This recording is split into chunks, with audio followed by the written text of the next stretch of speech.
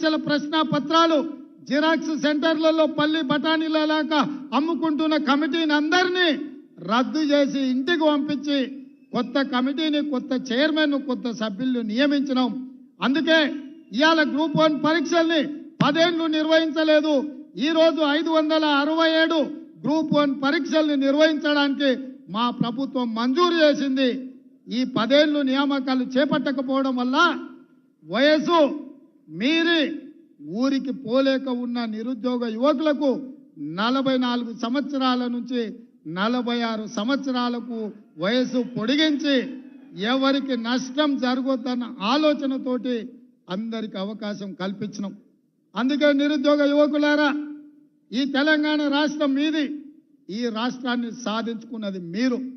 మీకోసం పనిచేయడానికి, మీ సమస్యల్ని తీర్చడానికి ఈ ప్రభుత్వం సిద్ధంగా ఉన్నది. ఏ విధంగా అయితే పబ్లిక్ సర్వీస్ కమిషన్ నుంచి పోటీ పరీక్షల నోటిఫికేషన్లు విడుదల చేస్తామో పోటీ పరీక్షలకు ప్రిపేర్ కాండి. మీరు సన్నద్ధులు కాండి. ప్రభుత్వంలో, ప్రైవేట్లో ఉద్యోగ ఉపాధి అవకాశాలు కల్పించే బాధ్యతగా నేను తీసుకుంటా. మీకోసం కృషి చేస్తా. రాబోయే 10 సంవత్సరాలు నిరంతరం రోజుకు 24 గంటలు 10 ఏళ్లు మీకోసం కొట్లాడతా. 10 ఏళ్లు మీకోసం చేస్తా. 10 ఏళ్లు ఈ బాధ్యతలో ఉంటా. మీరు ఆశీర్వదిస్తే ఇంకో 10 ఏళ్లు కూడా ఇందిరమ్మ రాజ్యం ఉంటుంది. చంద్రశేఖరరావు, నీకు సూటిగా సవాలు విసురుతున్నా. ఈ 10 ఏళ్లలో నీ శాతనైతే ఒక్క ఎంటిక వీక్కొని చూడు, అప్పుడు నీకు తెలుస్తుంది. ఆయన ఎంబడే అధికారంలోకి వస్తా అంటుండు. రాబిట్ ఎట్లొస్తావు? ఉంటా, నేనే కదా ఏడుకోతా. ఈయనే ఉంటా, నీ సంగతి ఏందో చూస్తా. కాబట్టి మిత్రులారా, ఆయనకు శాసనసభలకు రావడానికి అయితలేదు కానీ నల్లగొండకు పోయిండు. అందుకే ఇవాళ అట్లాంటి మాటల మాయలో పడకండి. 10 ఏళ్ళు ఆయన కుర్చీలో ఉండి తెలంగాణకు రావాల్సిన నీళ్లు తీసుకురాలే, కట్టాల్సిన ప్రాజెక్టులు కట్టలే. 10 ఏళ్ళు చేయలేని పని 60 రోజుల్లో అన్ని సమస్యలు పరిష్కరించుకుంటూ ముందుకెళ్తున్నాం. ఇవాళకి 69 రోజులు అయింది. ఏం చేయలేదు అప్పుడే ఈ ప్రభుత్వం అని ఇవాళ మమ్మల్ని శాపనార్థాలు పెడుతున్నాడు. మీరు ఆలోచన చేయండి. 3665 రోజులు ఉన్న చంద్రశేఖరరావు కృష్ణానది జలాలలో ఆంధ్రప్రదేశ్కు 512 టీఎంసీ నీళ్లను కేటాయించి తెలంగాణకు రావాల్సిన హక్కులను తాకట్టు పెట్టి 299 టీఎంసీలు ఈ 10 సంవత్సరాలు శాశ్వతంగా వాళ్లకు రాసిచ్చిండు. 10 ఏళ్ళు ఆయన రాసిస్తే నేను వచ్చిన 10 రోజుల్లోనే ఆ నీళ్లు తేలేదని నన్ను తిడుతున్నాడు. ఇవాళ మీరు చెప్పండి, ఆయన సంతకం పెట్టడమే ఇవాళ గుదిబండగా మారింది. ఆయన శాత కాకపోతే ఏం చేయకుండా పక్కన పడేసి ఉంటే నేనే కొట్లాడి ఇవాళ ఆ నీళ్లు తెచ్చటోని. ఇవాళ నువ్వు పెట్టిన సంతకాలు మా పాలిట గుదిబండగా మారినాయి. తెలంగాణ రైతుల పాలిట మరణ శాసనంగా మారింది. ఇవాళ నువ్వున్నప్పుడే కదా నవంబర్ 30 తారీఖు నాడు తెలంగాణలో ఎన్నికలు ఉంటే గ్రామాలలో యువకులు ఎన్నికల నిర్వహణలో ప్రజారాజ్యాన్ని, ప్రజాప్రభుత్వాన్ని ఎన్నుకోవాలని అందరు ఆ కార్యక్రమాలలో బిజీగా ఉంటే మీ చీకటి మిత్రుడు జగన్మోహన్ రెడ్డి గారు వందలాది మంది పోలీసులను నాగార్జున సాగర్ మీదకి పంపించిండు.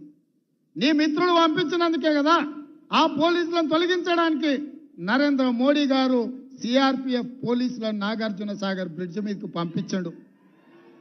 జగన్మోహన్ రెడ్డి ఆక్రమించుకోకపోయినుంటే నరేంద్ర మోడీ సిఆర్పిఎఫ్ బలగాలను అక్కడికి పంపిండేవాడు కాదు.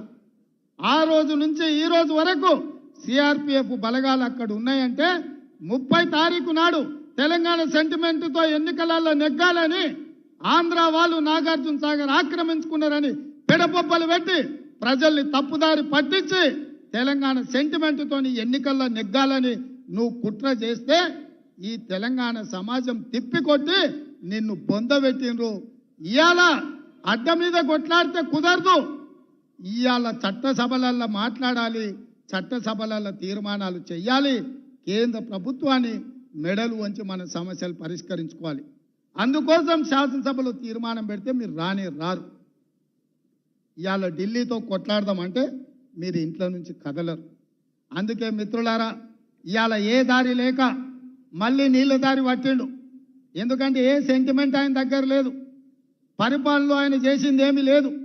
ఇవాళ కాళేశ్వరంలో 1,00,000 కోట్లు ఖర్చు పెడితే 1,00,000 ఎకరాలకు నీళ్లు ఇవ్వలేదని ఇవాళ విజిలెన్స్ అండ్ ఎన్ఫోర్స్మెంట్ నుంచి మొదలు పెడితే వివిధ విచారణ సంస్థలు నివేదికలు ఇచ్చినాయి.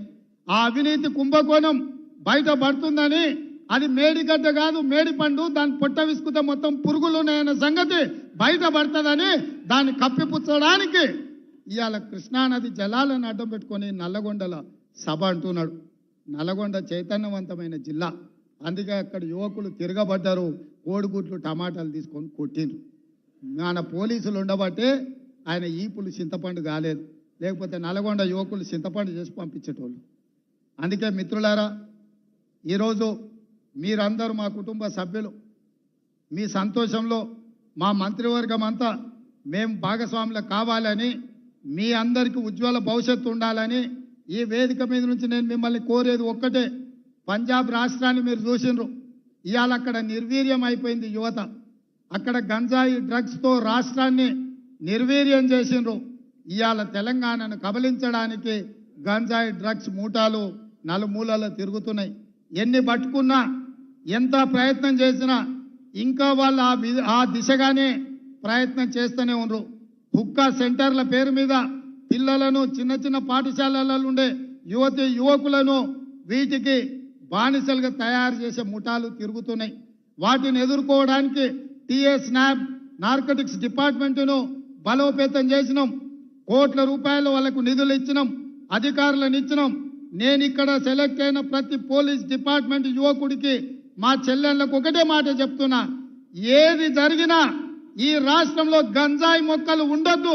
తులసి వనంలో మొలిసిన గంజాయి మొక్కలను కూకటి వేళ్లతోని పునాదులతో సహా కదిలించాల్సిన బాధ్యత, పీకి వేయాల్సిన బాధ్యత, ఈ గంజాయి మొక్కల్ని ఏరివేయాల్సిన బాధ్యత మీ మీద ఉన్నది. మీరు ఇవాళ ప్రతిన బూనాలి. ఈ రాష్ట్రంలో డ్రగ్స్ కానీ గంజాయి కానీ ఎవడైనా పదం బలకాలంటే కూడా మోకాళ్ళలో వణుకు పుట్టాలి, కడుపులో సలిజలం దొర్రబడాలి.